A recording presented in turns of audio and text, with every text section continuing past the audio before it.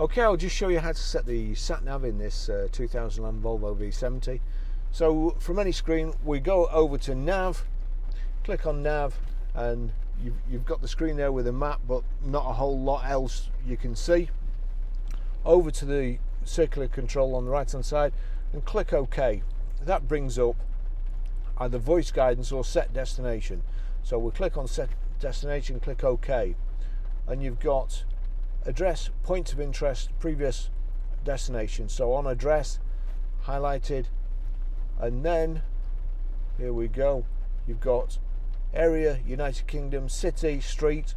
So we'll go to city, and then we've got this again, this circular control here, and we just wind it down to postcode, click postcode, and then here we go, we're Grosvenor Garage, Chorley Road, Waltleydale, Preston, P, gosh, and then it's trying to fill it in automatically for me, PR. It's gone to numbers, so we'll just select numbers, PR5, PR54. Okay, so that's the postcode. Then we've got to put the street in. Select the street, and it'll start to fill it in as we're on Chorley Road.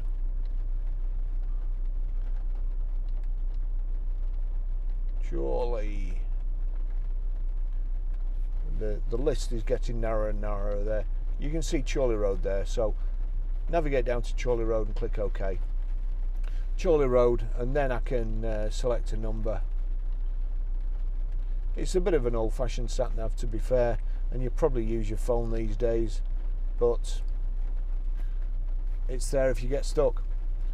Number 6, and then let's say 61. What have we got? Oops. Okay. That's it. That's the one. Start guidance is at the top. Click OK. That's it done. Long-winded system, but like with anything with Volvo, you get there in the end safely. Thanks for watching.